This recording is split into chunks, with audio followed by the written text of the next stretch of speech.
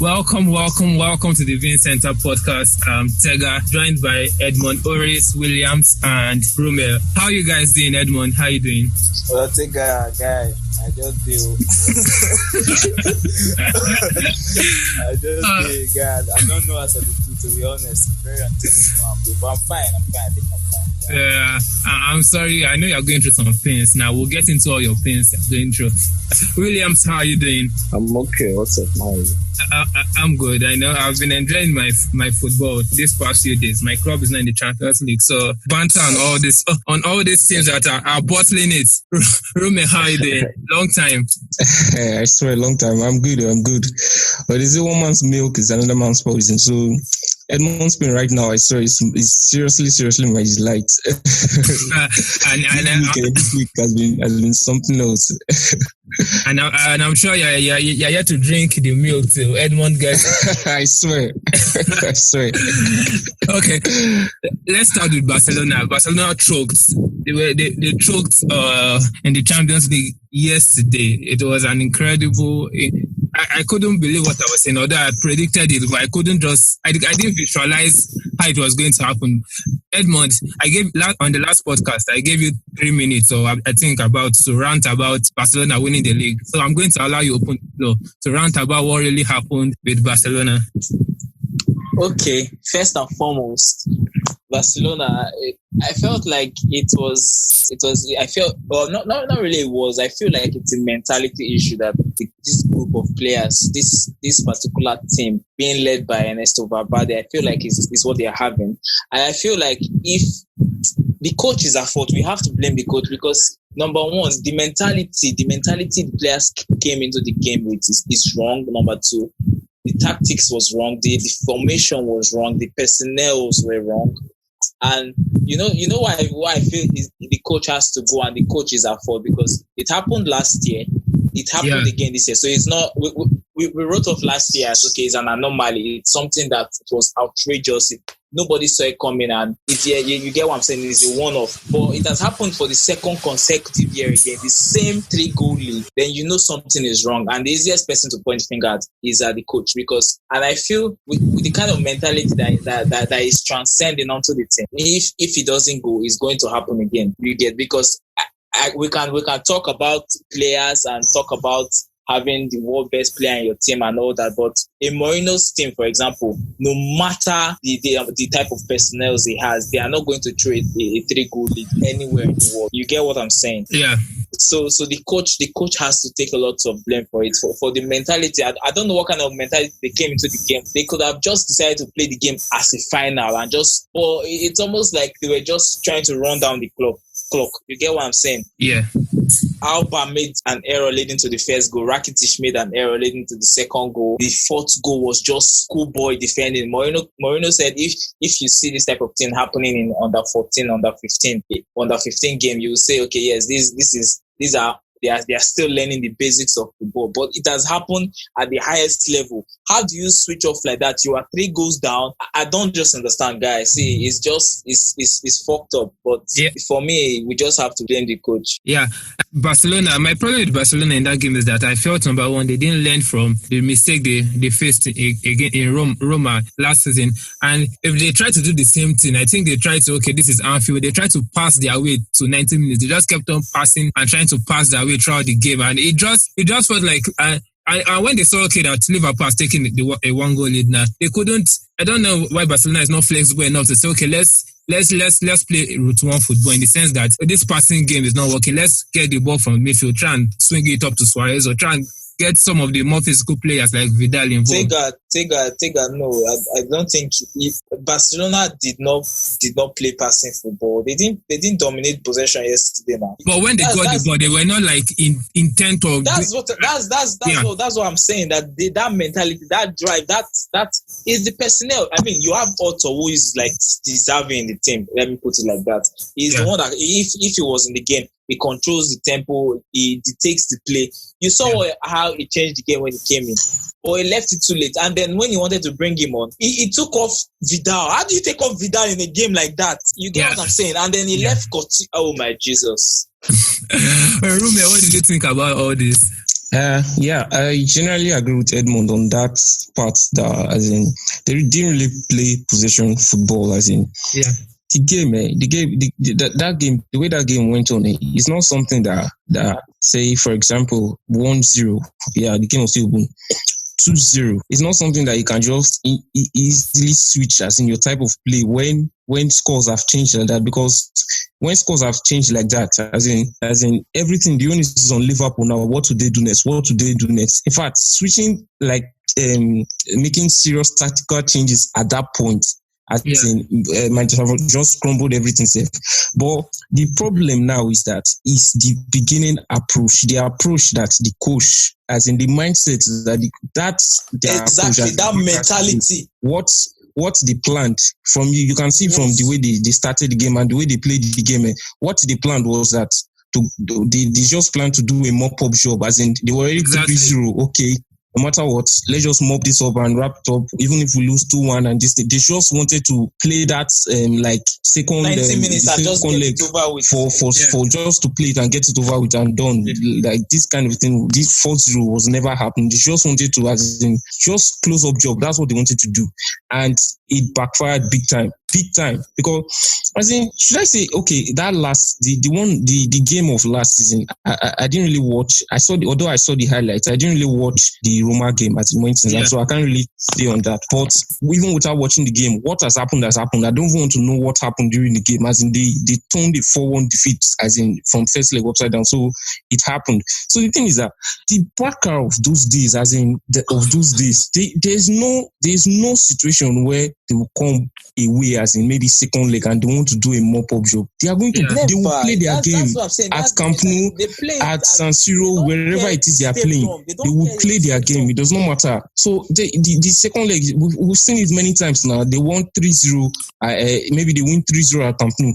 Then they come to your home and you're thinking of coming back. They will give you 4-1. We've seen it so many times now in those days. As in, that's the kind of mentality I was expecting from back. And honestly, if Barca had come to Anfield with that mentality, I swear Liverpool would have not seen anything that day, as in at all. Imagine the way it was almost, okay, not almost, but like majority of the key players were absent, and it was just crazy.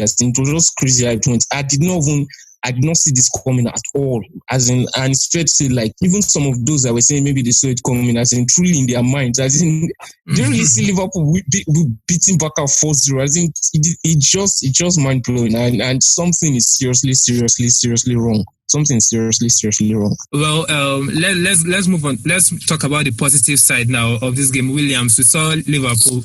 They had Firmino off the game. Salah wasn't fit to play the game, and steps in Origi of all people. How did you see Liverpool's game, Williams? To be frank with you, I didn't expect Liverpool to win that game. It was already a difficult tie. I don't know what happened to Barcelona. I was discussing with Edmund, and poor game management from Valverde as the whole. I don't know how you throw away a 3-goal lead as a Barcelona team. Then big ups to Klopp. I think he motivated his players. The fans were behind them, and they believed in themselves that they could do it. That's the concept of getting the early goal and starting at least a good start. If you start slowly, the game will be very hard for you. You need to start on a very high pace, and that's what they did. There was big ups to Alisson too. He saved them severally. He came up with some very good saves. Severally. It was almost like a replica of the Roma saves he did. Yeah. Then Origi too, for stepping into Firmino's shoes. That's some big shoes to step in. But it's not about whose shoes they stepped in. It's about the entire team performance. I think that's where the credit should go. We shouldn't single out a single player, because without Fabinho in the defensive midfield, they will have gotten some goals too. Without Alisson, they will have scored. So Origi did or did not really play a major role like that. It was a collective effort from the entire team. Yeah. We also saw James Milner also debuting as playing as the left back when Robertson was taken off. So big ups to Liverpool. I don't know whether they should win it. I don't know. I'm not in support of them either. But now Tottenham has gone there. Yeah, as an Arsenal fan, and as an Arsenal fan, I think it's forbidden for you to even support Tottenham. So you have to go with the lesser evil. I just okay. Any best man should win. I could be this plot twist. Liverpool should win it. Arsenal win the Europa League. Then we beat them in the Super Cup.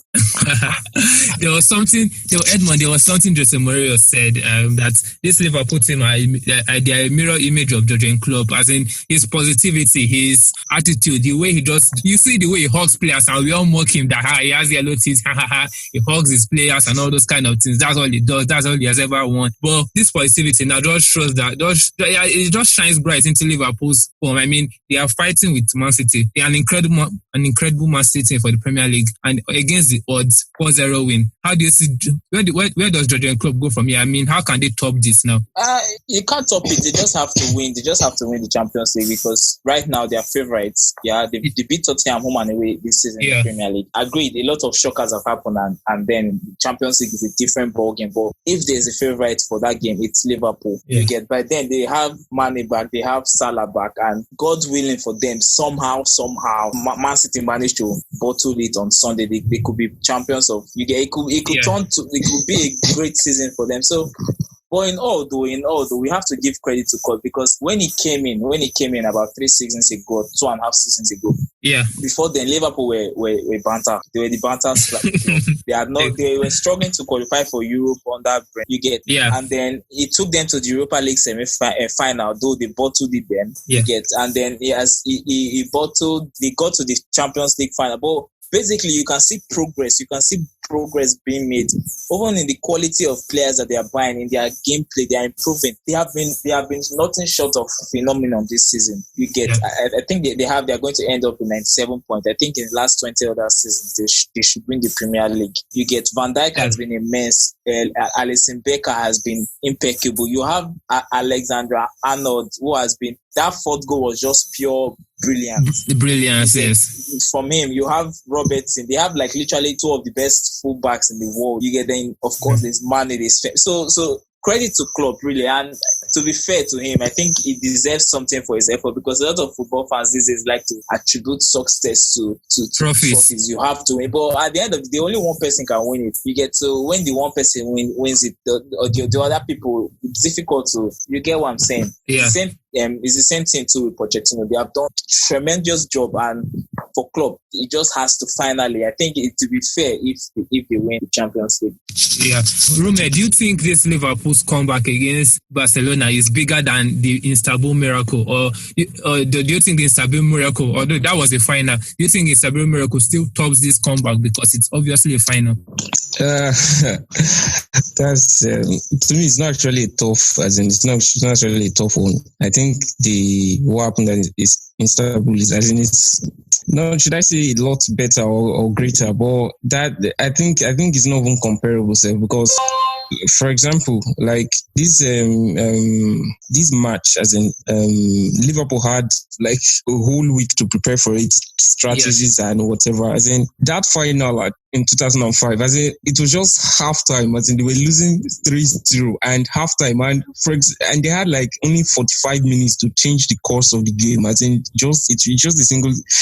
This one is different. As in they had, although when you look at it, the scoreline is 3-0, 4-0, and considering the team they were playing against Barca, but let's remember that AC Milan back then there was still something else. They were the best team. Exactly.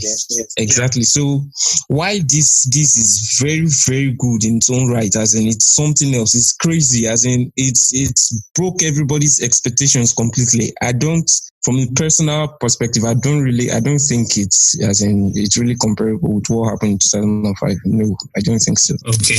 Because I think if you ask any Liverpool fan to pick one that will happen, I think everybody will pick the one that they get the trophy. Yes. So yeah. Williams, do you think it's time for Barcelona to sack Ernesto Valverde? I mean, 2 times now he has bottled it in the Champions League, and he keeps on winning the La Liga. We all expect there's no competition for for them the La Liga, in my opinion, because again, Atletico Madrid. Don't say that. Let me get to my point. Let me get to my point. Let me get to my point. This season, let me get to my point. This season in the La Liga, for me, there was no competition. I mean, Atletico Madrid tried, but it was easy for Barcelona to get over Atletico Madrid. But he has bottled it again in the Champions League. So, Williams, do you think it's time for Valverde to be sacked? Does he need to go by the end once the season is over? It's easy to say sack, but who is going to come in to replace him is the big question. Who is coming in? What is he bringing to the table that Valverde has not already brought? Do you think Barcelona need better players? Do you think the old players should leave? Do you think they need to change their style? Are they over-reliant on Messi? Those are the questions we should be asking. But even if the coach should go. Well, even if they change this, even if you change, buy new players and change new things, if you don't have the right coach there, the same mistakes will keep on happening. The same characteristics will keep on happening. For the board to renew his contract, maybe they saw something in him that we're not seeing behind the scenes, or you think the board is just crazy? Though Edmund will agree they are crazy. Well, Arsenal continuously renewed as Wenger's contract, and as an Arsenal fan, you should know that Arsenal board they were crazy for doing that. So it's possible. Edmund, what do you think? On the issue of Valverde is that yes, Williams has asked very important questions. Who do you bring in? At this point, this is a very, very crucial point. Real Madrid are going to rebuild next season. You get a lot of other clubs are going to strengthen. So do you get in a new coach and you start again from scratch? You get, so I think the best thing, I know Barcelona, but I think I know them well enough. They pride themselves as being honorable and trying to do the right thing and respectable thing. But I don't see them sacking Valverde here. I don't see them. But the right thing to do would be for Valverde to resign by himself. Yes. He has now see, because see, let's be honest. The man is stubborn. And it's coming a lot from me because I always supported him before now. I always did, because I said in the league he has not lost to any of the big teams. He has not lost to Sevilla. He has not lost to Atletico. He has lost just 4 times in the league, and out of those 4, 2 have been when Barcelona wrapped up the league. The latest one came against Celta Vigo, meaningless football, in a bid to rest the players for this Liverpool game. Oh my Jesus! That was the point I was going to make, because this is why I feel he should be sacked. He rested the whole squad and he still did not perform. So for him to Williams, that league title and Messi most of the time just papers over the crack. As a football team, Barcelona are not functioning properly. The man does not have the personality to coach a big club like Barcelona. Mourinho will say their players are meant for natural habitat of the Clásico. They deal with the pressure. Valverde does not know how. He has the mentality of a man that coaches Atletico Bilbao and a smaller Spanish club. Yeah. Yes, now you don't bottle. Barcelona don't bottle leads. We are the ones that overcome leads. Yes, now we're the ones that overcome defeat. We go to our stadium. How many times have we done it this season against Sevilla, against PSG last season, against them? We do it. Not don't do that. Let me tell you, if they don't sack him, it will happen again next season. That's the truth of the matter. The man does not have the personality, does not have the technical know-how and the balls to lead a team like Barcelona. For us to get that Champions League goal, he will win us the La Liga. His league record, even with Atletico, is very great. I think he won the league when he was at Olympiacos. Very good for him. But when you come to the Champions League, it's a different ball game entirely. A different ball game. So, Rume, where do you rest on this particular issue of Valverde being sacked, or he should remain the coach? I honestly, I don't see Barcelona sacking him, and I don't think they should sack him. True, I don't think they should sack him. It happened. Okay, we won't be talking about this defeat and everything. Yes, we've been talking about Valverde and everything that happened. Yeah. Majority of what happened on Tuesday is his fault. Yes, he got so many. How will you say that? It's wrong. How will you say that? But still, those players, like the players were on the pitch for 90 minutes, as in not just the full squad, as in there was no major player missing.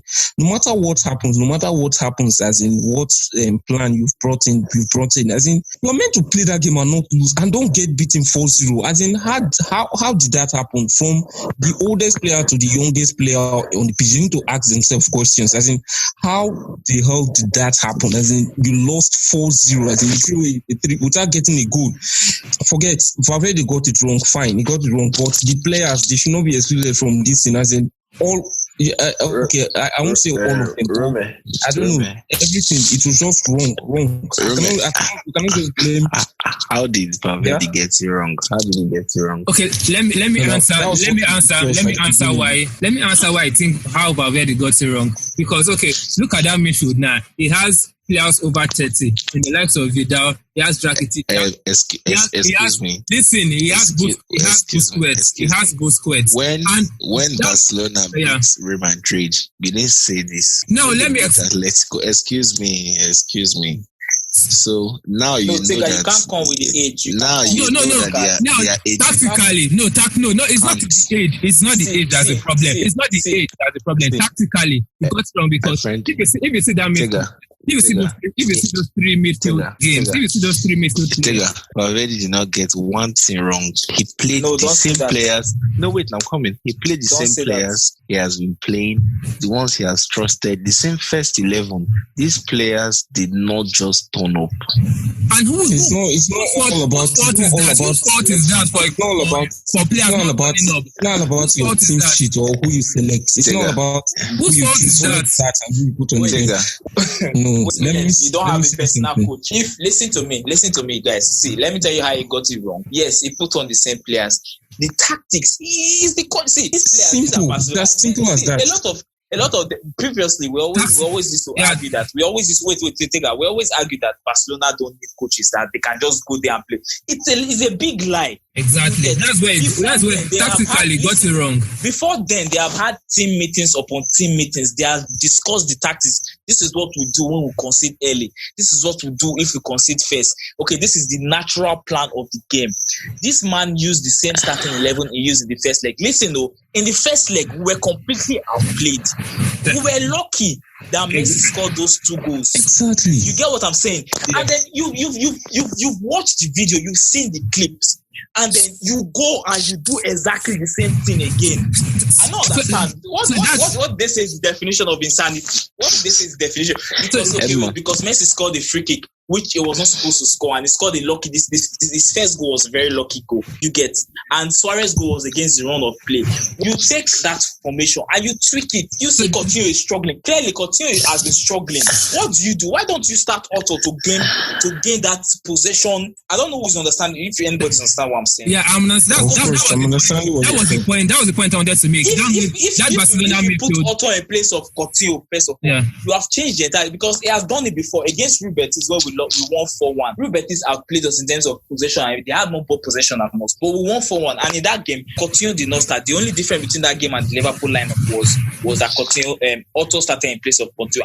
And you saw what we wanted. But this one, it just Williams, don't say that. Don't. Yeah, that was the point I was going to make. That Barcelona midfield was for me. They were tired. They were overrun by Shaqiri. They were overrun by Mane. They were overrun by the midfielders of Liverpool. So I don't understand why someone will come here and say Valverde got nothing wrong. I mean, he's the coach. If you possibly, should we look at his substitutions? Should we look at his substitutions and the timing of his substitutions? How do you remove Vidal in that game? Okay, tell me how you remove Vidal in that kind of game. Yes, Vidal, why are you bringing in? Yes, why did you buy Vidal now? Vidal does not have the kind of personality to lead that game, because a lot of people have been saying Barcelona don't have. Did you consider the fact that maybe Vidal was tired? Vidal has played in Bayern Munich games for over many years, and he suddenly gets tired in the semi-final. Vidal is a warrior. See, if Van Dijk, if Robertson, Vidal, went to play against Newcastle on Saturday, has stressed themselves, can run for the whole 90 minutes. Don't bring that excuse of him being it's just off. As in, did you watch Vidal in that first leg? The first leg they won 3-0. Did you watch Vidal? The guy was an animal. He was everywhere from and he was rested completely during the weekend. So I highly doubt that he got tired or gassed out. Valverde probably thought he was making a good decision when he did that. Not because he was tired or something. He's just wrong. There were many things he got wrong in that game. Many things. And I don't know. Yes, Valverde is wrong. He got the tactics wrong. Yes, but at the end of the day, he said the players have to step onto the pitches. A lot of them have to take responsibilities. They were simply not good enough at the end of the day. Suarez was not good enough. Coutinho, I have no words for Coutinho. Dembele is another person that has affected this tie. Yes, Dembele. Because let me tell you, in the first leg, he missed 2 crucial chances. The second one, after Messi gave him the ball, he played the ball, but Messi just laid down there flat like he has died because he knew what a big chance that was. Then listen though, in this game, in this second leg, Dembele will have been the kind of player that will have changed the game for Barcelona because of his pace and his direct running. I don't know if anybody's understand what I'm saying. Yeah. You get. Do you know what? The pig went to get injured on Saturday, 3 minutes into the game. So that's Valverde's fault. That's not Valverde's fault. I'm talking about players that should take responsibility. Yeah. Dembele is one of those that should take responsibility because now he has gone and he has blocked his Instagram comments. Nobody can curse him. Even though they didn't nonsense out of his life. Okay, so Diaba should take responsibility. He had a terrible game. What about Messi? What about Messi? Yeah, I'm talking. What about Messi? I've got Coutinho. I'm waiting for Messi. I've called Rakitic. Who again can I call? I think those are the 3 major players. Then listen, on the side of Messi, there's only so much a man can do. Yes, agreed. Admittedly, he should have scored that chance that Alba gave to him where he wanted to cut. Yes. He should have scored that. Yes, but he made up for it with other chances. A chance that he created chances that you need just one touch to score a goal. Coutinho, Alba, Suarez, and they all flopped it. What else do you want him to do? And if you watch the game, you will notice that in a way, he was rushing the shots that he was taking. You get, which is very unlike Messi. Yes, he had the poor game, he had the home game. Yes, he's a human being too now. Yes, now. But we cannot. It's going to be very, very, very foolish for us to start blaming Messi. Yes, out of 3 goals in the tie, he has scored 2. He dragged us against Lyon. He dragged us against Manchester United. He has put you guys. Listen now. Edmund, you are saying this when we were talking about Cristiano Ronaldo. You didn't agree on this. My point. Ronaldo left. No. I wanted to make this comment. No, I'm hearing you say he dragged the team. And when I was talking about Ronaldo, you said you were almost against me totally. Now you are saying Messi has done so much. Messi has done this. He was this. He has done his best.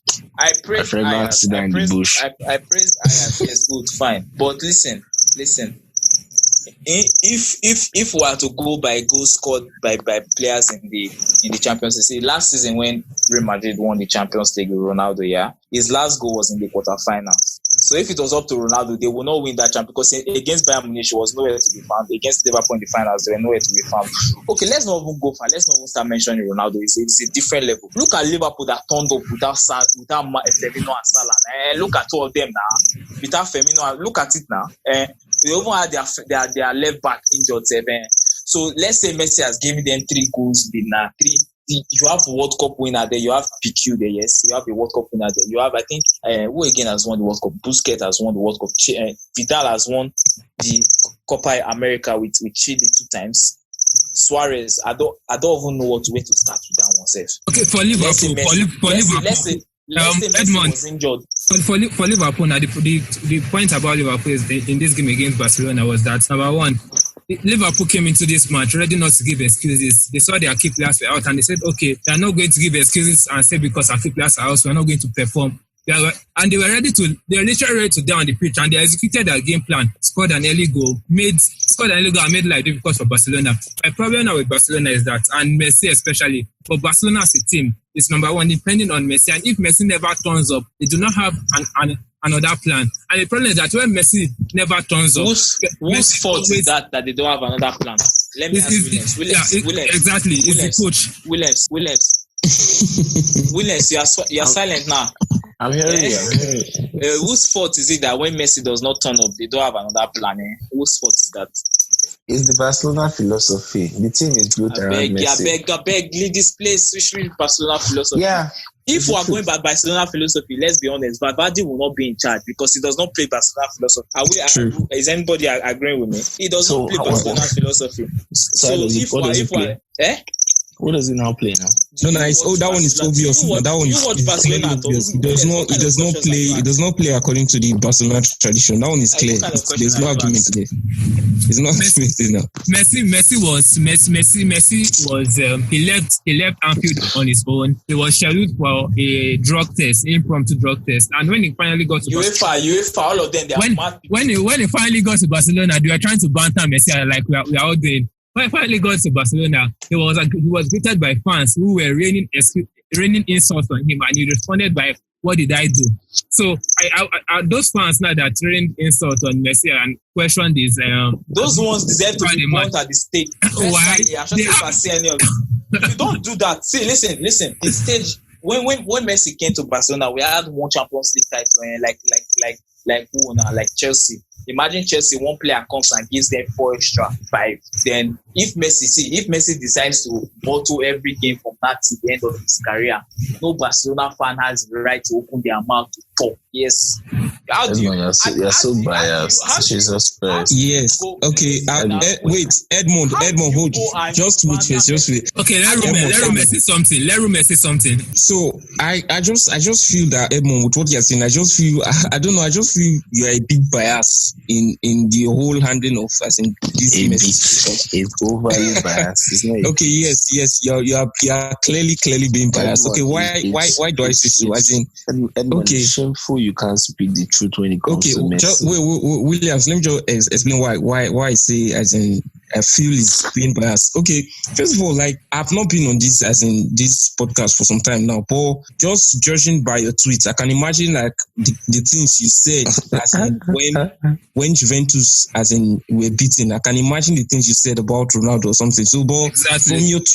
From your Twitter, we can gather that you think Juventus spending that money on Ronaldo is a total waste because they bought him only for the Champions League because they've been winning the league without him since. And the man did his best. Imagine bringing back Juventus against Atletico with a hat-trick and scoring the goal in the first leg against Ajax. Even in the second leg, he got the only goal for Juventus in that game too.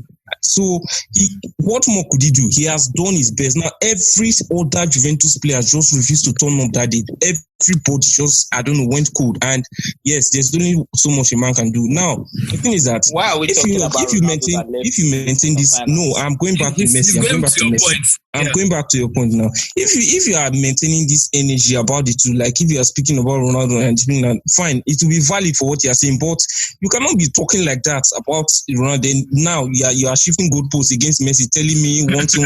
Of course, don't you know there's only so much a man can do? We know, but you can't change the fact that chance he missed. That ball that Jordi Alba caught back for him when he tried to, I think was it Van Dijk or Matip, he tried to dribble and was that chance is as bad as a 1-1. I remember this last weekend, the way the whole internet was shouting here and Ashow's name for that miss he missed against City. Yeah, it's something like that. But as it's Messi, so okay, it's not as obvious as that. Yeah, but if he had scored that goal, it would have made things like 2 times difficult for Liverpool. As in, it would have just, in fact, I'm telling you, I'm almost 100% sure if he had scored that goal, Barca should be in the final by now. now. So yes, he played well. I'm not saying he played, but he played well. There is blame to be attached, and let's attach the blame where there is to be. For those Barca fans, like I'm not saying those Barca fans, they say greeted him when he came back and this thing, that's just totally stupid. It's just totally stupid. But saying that even if Messi plays bad, as in that he has been playing very well all these years, even if he has one bad game, we can still talk about it. That yes, he did this, he did wrong. Yes, he should be criticized. You guys have completely missed me, and you have completely missed the point. First and foremost, Rume, you of all people, you're supposed to know better than to take my tweets about football and stuff like that seriously, because most of the time I go to Twitter to piss people off. Yes, now I go there to piss people off. So probably most of those Ronaldo tweets were just to piss people. Yes, good. And on the Messi, I'm not saying you can't criticize him. Of course you can criticize him. And I've said it here that when I was apportioning blame, I've said yes, the Messi for missing that chance. If he scored that chance, it is going to be different. It's the same thing as Coutinho scoring his chance. It's the same thing as Suarez, because we needed only one goal. I get that you can criticize him, because if we had won yesterday, probably Messi would have done something and he would have gotten all the praise. Yes, so exactly. Listen, so it's only fair that if you are going to praise him all the time, when things go bad, he gets the bash. Yes, but to go for a Barcelona. My point is, for a fellow Barcelona fan to now go to the stadium or go to the airport and be waiting for him and be booing him. Come on now, no. Something that is very shocking, because I've never heard of Barcelona fans booing Messi before. They don't. I know he's one of the players that are in the stadium. They don't boo. So I'm actually very surprised with this one. Yeah, this for Messi now. For me, if Messi doesn't play well, he can be criticized. But the only argument I find stupid is because Messi. Let's say because yesterday Messi didn't perform well. The argument I find stupid is that people will now start saying, "Oh, Ronaldo is now better because Messi did not play well." That argument is. Let's not go down that. It's a business argument to me. Because he cannot do that. Ronaldo is now better because Messi did not play well. So all these players, they have their bad days. So you don't just pick and choose when to start supporting one over the other. That's just my own idea about this. Does anybody have anything else to contribute about this Liverpool case, Liverpool Barcelona? But I think a lot. We've not really praised Liverpool a lot, because at the end of the day, you can talk about Barcelona misses and players not turning up, but Liverpool, you actually have to put the ball in the back of the net, and they did it 4 times. They did it 4 times, and you have to play kind of way for Barcelona to play that bad. For Barcelona to play that bad. Honestly, when I was after the game, when I was just thinking like to myself, like Klopp, as in when he was having his discussion with his players, I was just wondering within myself that, like, before the game, did Klopp himself, or did he actually believe that, as in they can actually do this kind of thing, and did he actually plan towards it? That no, they always say what they want in interviews, but I don't know. I just wonder, as in, did he actually believe and actually plan towards winning Barcelona 4-0? I think it's crazy to think about. In a way, it's easier because first and foremost, or in a way, they already have this mindset that okay, we've lost, but let's just go there and do our best. You get, so it kind of takes the burden off them, and then you get the early goal. You get, and then you come immediately for the second half and you score the second goal, and then you are like, oh boy, guys, I think we can actually do this. You get, and then the crowd, the Anfield crowd, because before the game, Wenger said that the only place you don't want to go for a second leg European tie is Anfield. Yeah, there was something. That crowd was mad. There was something Suarez said. Suarez said something that the Anfield crowd did not put the ball at the back of net. That's the thing that people keep forgetting. The crowd can be as intimidating as everybody wants, but the crowd does not put the ball at the back of the net. And there's something about Klopp.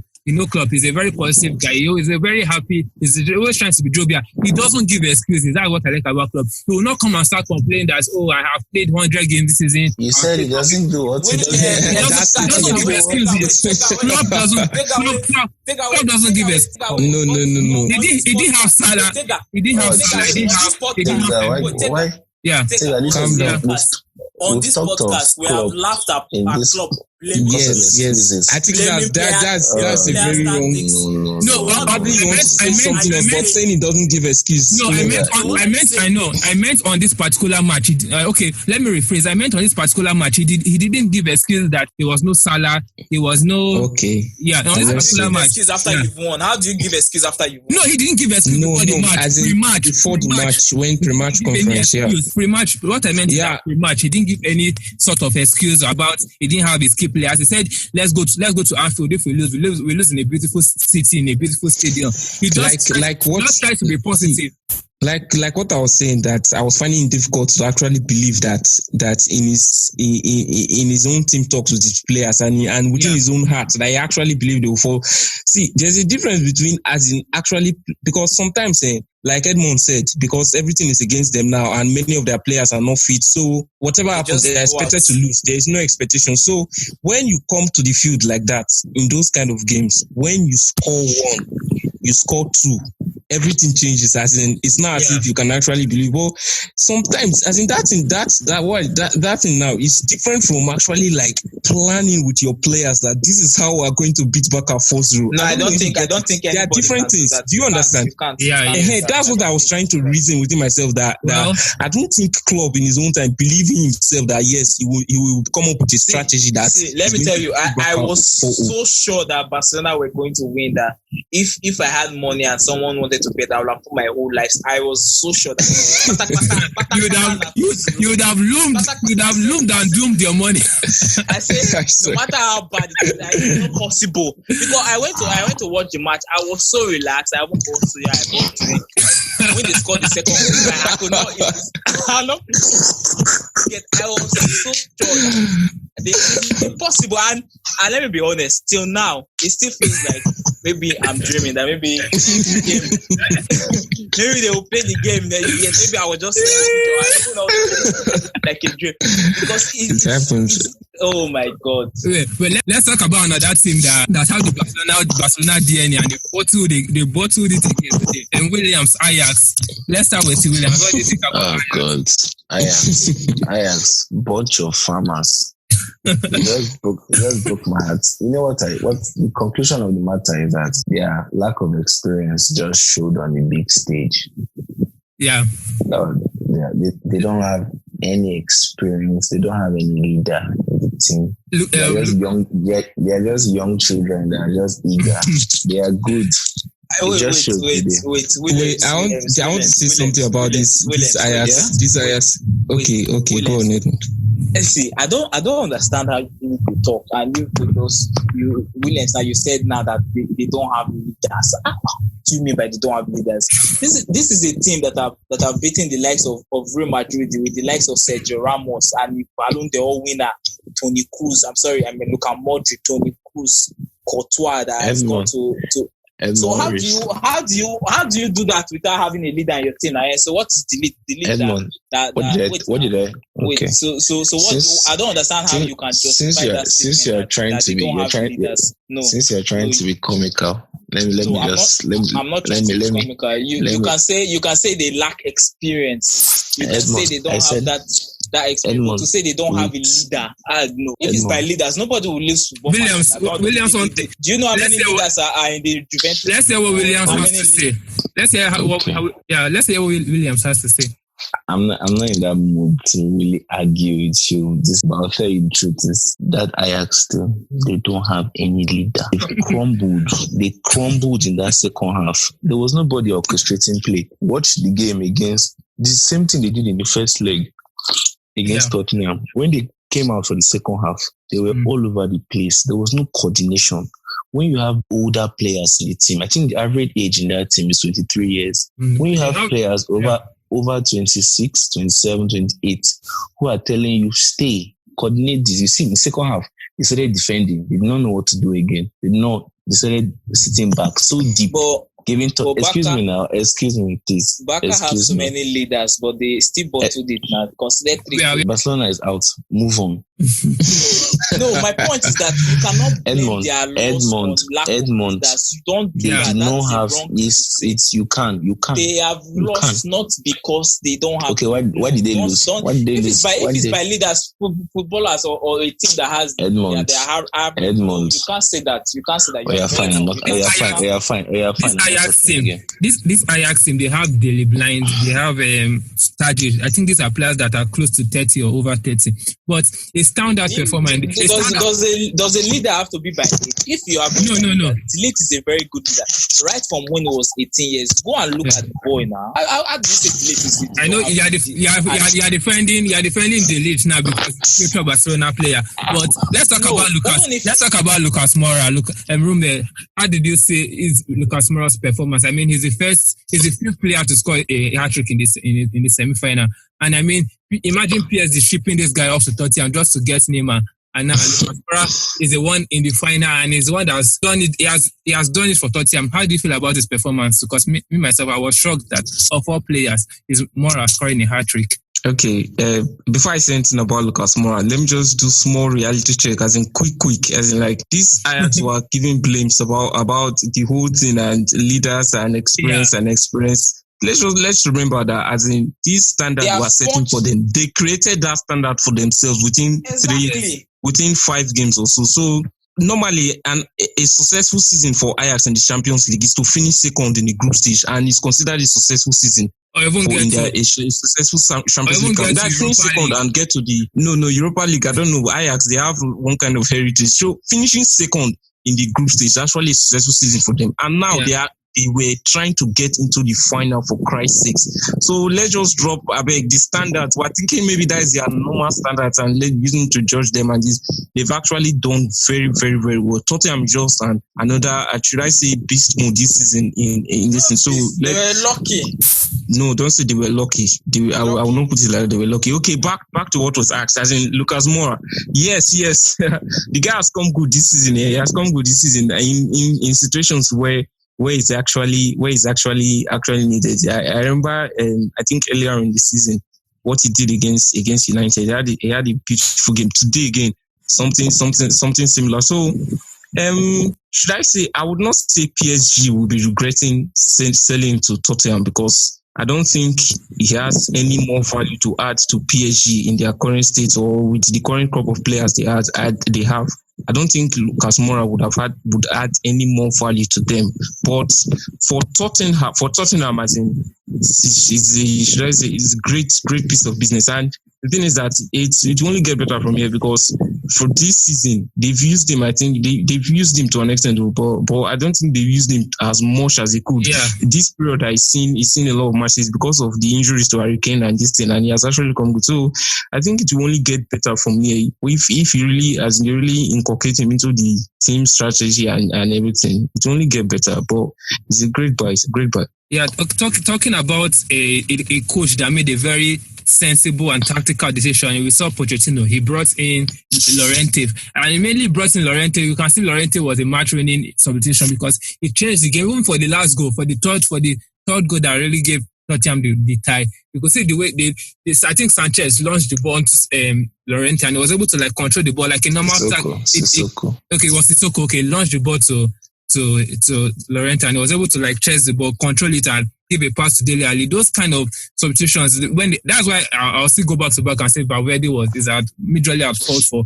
But we could see another coach making the right tactical decision. 2 goals down, needing 3 goals to get to a tie, and he does something intelligent. When you are losing 2 goals down, there's no much thinking there. You throw in your tall striker. It's what everybody will do. Let's know. But your coach couldn't do it. That choice.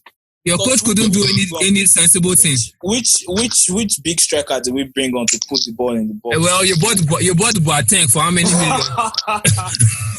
Boateng, I think it was for free. It's the one thing too. It's not just about bringing top shot. It's also about who you remove. So let's not just downplay it like it's normal. This thing, you have to remove the right person and change formation as into suits Yeah. Do you know what I feel? So it's not a blank substitution or default something. There's actually some strategy involved. Do you know what I feel about Tottenham and their campaign to the finals? I feel they have been lucky. I feel in a way, listen to me. In a way, it's like Chelsea's run to the final the year they. That is hard work, my brother. That is hard work. It's not no.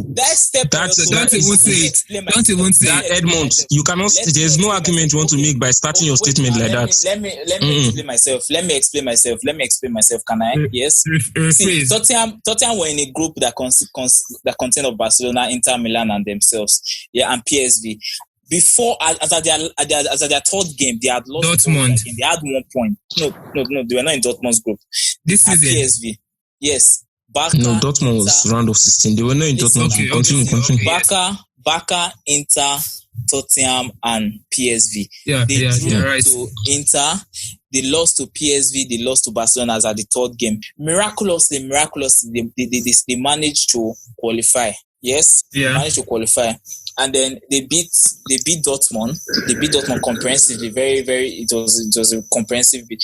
The game against Man City, it feels in a way like it's destiny that is driving them. And I see them winning the league. See, you can talk about, because if you want to pick the better team between Tottenham and Ajax, who played better football, what would you say? Or you want to pick who played better football between Tottenham and Man City? Who played better football? Was it Man City? Definitely Man City. Man City played. You are not serious. In that first leg, who played better football? What is wrong with you? I'm not agreeing with that one. You cannot tell me Man City played better football. Okay. Over the two legs, Tottenham deserved to qualify. I don't know. Tottenham played better football in the first leg, and they got that result. That result was very important towards the second leg. So the second leg, they actually played like an away team, and they did very well. There's no luck inside. Pochettino did what he had to do. And as a Chelsea fan, I can understand you will not agree that there's no luck. You won the Champions League based on luck. There is no luck. That one is clear. You won the Champions League based on luck, but you cannot say Tottenham's route to the final now is luck. When you work hard, it's just completely wrong. In a way, they have been lucky. In no way is there any luck. Pochettino and his strategies and his men, they did, especially I'm reiterating on that Man City's match across the two legs. They did very, very well. They deserve to qualify. Not on any Llorente's goal was a hand. Far from it. Say Edmund, if you had got, you're claiming luck. If you had gotten one tiny bit of luck against Liverpool, you'd have grabbed it and I don't understand. You see, look, I will grab it with both hands, but it does not mean that you did not acknowledge. There was no luck. Okay, wait. Hold on. They beat City 1-0 first leg, and they scored 3 away goals against 1, 2, 3, and you're telling me there's luck. What is that? No, they come to Ajax and score. I cannot just agree with that. Llorente's goal was handball. We can argue that, but wait now. When the draws came out, Ajax, Tottenham, Rume, who did you think will qualify? What did I tell you when we actually talk about it? About this? What did I tell you? I cannot remember. What did you think will qualify? I said I wanted Ajax to qualify. And I did not really talk about the footballing aspect. Who I really talk about? I just said I wanted Ajax to qualify. Yeah, you seen the poll when they did after the semi-final, they did the draws of who will get into the final. Yeah. How many people predicted that Tottenham will get into the final? Okay, forget that one. You are losing 3-0 down in aggregate as at the 50-something minutes, and then you come and you score 3 goals. How is that luck? How is scoring 3 goals luck? Is it because of your tactical? Do you just Edmund? Do you just spin a wheel, a lucky ball wheel, and score 3 goals? I don't understand. Work for it. There's no luck here. I understand. You have to desire it. You have to desire it. You have to want to be in the final. You have to desire it. Then that your passion will extend to your football. It's just like that. No luck. I understand they're an Arsenal fan too. So you they are a decent side. But in a way, they have been lucky. That's unfortunately, you're already switching now. You're saying in a way. In this, see, okay. Let me ask you this question, as in, like, if you want to estimate their performance so far in terms of luck and in terms of actual, should I say, strategy or actual role, put it in percentage. How many percent luck would you describe it, and how many percent actual strategy and hard work involved? 60% hard work, 40%. 40% luck. Way off. Way off. Even if it's so how many percent luck? How many percent luck will you give Rume? Edmund, the point is that even if you say 60% hard work has won the game. So there's no. It's not even that close. It's not even that close in the first place. It's not even that close. But the fact is that hard work has won. Let's do a quick prediction. Let's do a quick prediction. Liverpool play Tottenham. Okay, going through everything that I've gone through and everything I've said, I feel like there's just something following Tottenham. You get their backs have been against the wall one too many times. I see them going through, not because and against Liverpool, they are not going to be the better team, but just the way Chelsea did it against Bayern Munich, Liverpool will win. Tottenham will win. Rume, who do you think wins? I think Liverpool is going to win. It's like Edmund said, Tottenham, they've had their own design. Liverpool, as in with this extraordinary feat, as in coming back from Barca. Yeah. Yes, if we are still going to put it, there's still something divine inside too. So Liverpool, they are going to win it. Yeah, I think I'll go with a very tight final because I think Liverpool has learned from their mistakes against Real Madrid, and I feel that those mistakes that happened against Real Madrid, I think if they put it into better use now, I believe they should be able to get past Tottenham and win the trophy. Welcome to Extra Time. On Extra Time, we'll be talking about Loom. This is a Ponzi scheme now that has been going on recently, and I think people are beginning to cry now that their money has gone missing, or the admins of different WhatsApp groups are disappearing with their money. Edmund, are you a fan of Loom? Have you joined Loom? I can never join Loom. In Jesus' name, no, but really, I've had my own fair share of experience. I'm well versed in the topic, well versed in the whole system. I know how it works. I know how it operates. There was a period, it was a big deal for me in my life. There was no Ponzi scheme I did not do back in the day. The period of MMM, and I think overall, after all said and done, I did not come out on the losing side. But as at the end of then, then that period when it was ending, I promised myself that it was something I was never going to do again, no matter what. I feel it's a rob Peter pay Paul system. Eventually, you will not see Peter to rob Peter to pay Paul, and then the problem comes.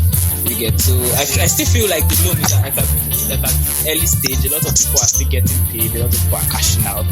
They are looming away. Put 1,000, you get 4,000. Put 5,000, you get 40,000. Like one system is sustaining it, but in a way, I still feel like it's early, and very soon, it's going to crash out. It must happen. Well, it's inevitable. It's like Messi and not Messi. On WhatsApp, I was checking through the trends on WhatsApp, and I saw lots of videos of like voice notes on WhatsApp. People were putting like screenshots of voice notes on WhatsApp, and people crying that the money has been misplaced. So admins, once they register, admins will kick them out of the group or will not respond to the messages again. So I don't understand. Rume, is it something you've considered? Well, what I want to say now, I want to address as in a specific set of people now that might be maybe listening to this podcast, as in like whatever your name is. I don't care. Your name may be Jessica, Tunde, Ade, or whatever. But as in, there's a specific set of people now that they've not gone into it. They're just seeing it around, and one mind is just telling them maybe they should just put their first money and just get it. They only do it once or whatever, or they should just try it to see. Listen to my voice now. Do not for any reason, don't do it. Just the way you see, just leave it, and the way it comes, that's exactly how it's going to go. Take it from an experienced Ponzi advocate. Do not, for whatever reason, it does not. I don't know what your friend is saying or whatever. Don't just do it. It's as simple as that. It's as I can explain. We can go on into the bits and pieces of exactly why you should not do it. But we're not going to. Don't do it. Simple. Well, Edmund said he had a very huge experience in Ponzi scheme, and Rume, you're also saying the same thing. So I'm led to believe that both of you, in the days of MMM, I think both of you created a Ponzi site. So you're vast in If we want to talk, really want to talk about our exploits during that Ponzi scheme, I think we'll have a separate dedicated podcast for it, because it's something. It's something. It was really something.